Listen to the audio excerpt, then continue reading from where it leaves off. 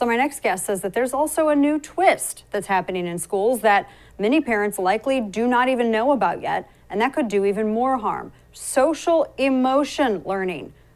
Robin Steenman is the Williamson County chapter. She's the chair of Moms for Liberty. She joins me now to break all of this down. Robin, thanks for being here. So tell us all about social emotional learning, because I mean, this is basically, from what I understand, just like another means through which to present information that doesn't have anything to do with academic growth to kids. Right. Well, we started looking into our curriculum with suspicions of CRT. We had a child that suddenly was ashamed to be half white, ashamed of his white father. So we started to look into our curriculum, which is called Wit and Wisdom, and we found pockets of CRT there. But what we really found was that it was end-to-end social emotional learning. And some of you might recognize the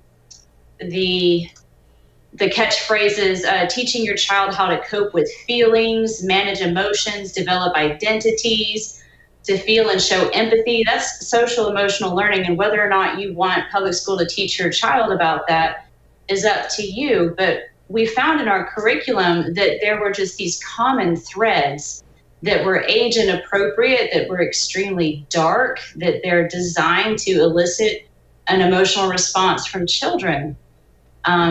Suicide ideation occurs in first, third, fourth, and fifth grade. Now, I mean, think about your first grade, 6, 7-year-old learning about, suicide. And then again in the third grade, another common thread is bad white people, extreme emotion, cannibalism, anti-nuclear family, dark imagery throughout, graphic death, anti-America, and age-inappropriate topics. That sounds like, it feels like I'm hearing about a review of Saw as opposed to, actual curriculum for elementary school kids. And that's the other terrifying thing. I mean, 7-year-olds are learning, basic concrete concepts, not abstract ideas and political science theory. This has nothing to do with education. How this is abusive. Yes. Well, they start in kindergarten. When we say age and appropriate topics, that runs the gamut. In kindergarten, they're introduced to murder. In the first grade, they have graphic mating and the soft intro to gender fluidity. In the second grade, anti-police, anti-fire department. In the third grade, it's highly anti-church, torture. Anti-fire department. I mean, that, like they're... Who's rooting for the fire at that point? Oh my gosh. But this is really about reconditioning, not just about kids learning, but how they view the world and reconditioning them to reprogram for relationships, family. I mean, this is like a behavioral conditioning for, as you just said, the nuclear family as well and their place in society.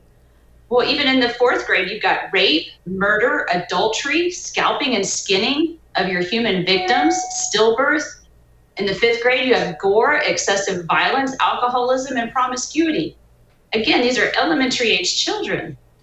And you're indoctrinating them into this dark, dark world of depressing content and hopelessness, and it is affecting them psychologically. We have kids in therapy over this. We have families that are broken over this and are having to deal with picking up the pieces of, well, suddenly, a little boy is ashamed of his white father. Suddenly, a 7-year-old girl comes home and asks why everybody hates her.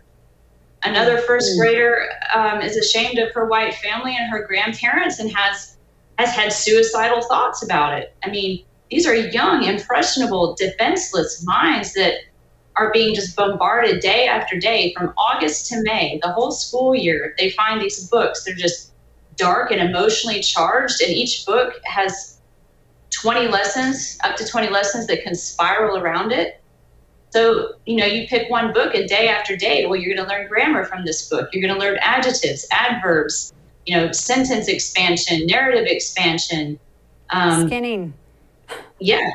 That's great. I don't mean to make light of it, but this is how ridiculous that this desire and this intent to really brainwash kids. I mean, ultimately that's what it is, and to shame them into what these cultural Marxist, for the lack of a better way to put it, their idea of how kids should see the world through their activist eyes, and they're trying to transpose this into education.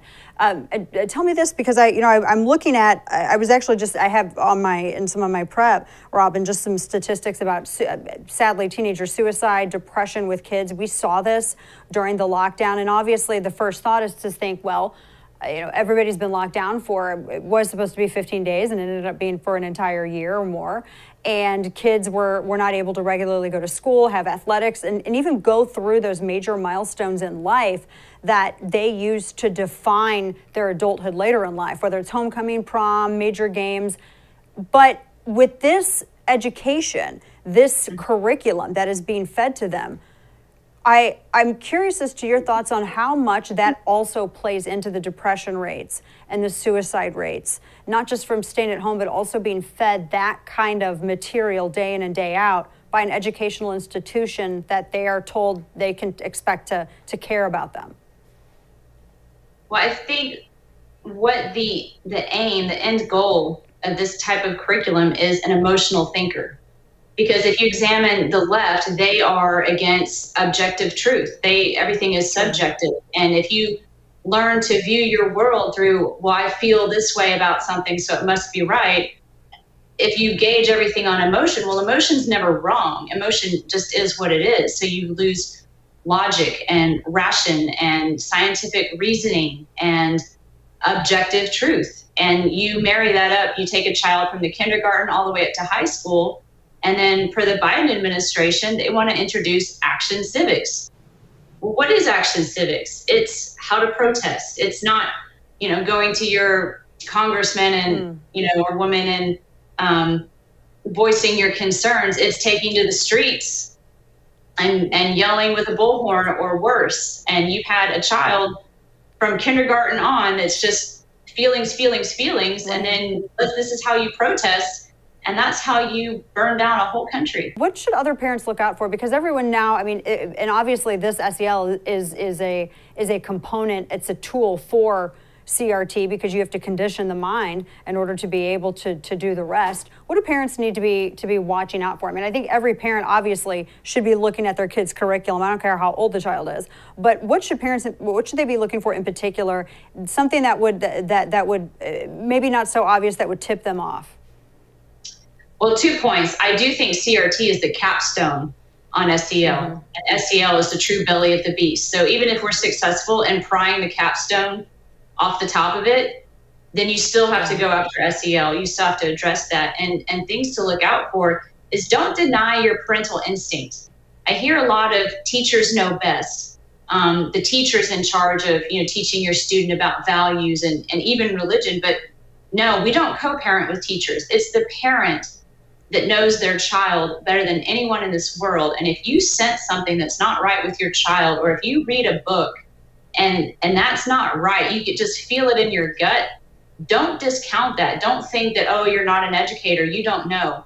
You are the parent. And Moms for Liberty is about reasserting parental rights. It's about informing and empowering the parents. And parents have to take that back in the defense of their children, or their children are going to be damaged by this curriculum. This curriculum actually, in the long term, it drives a wedge between the parent and the child.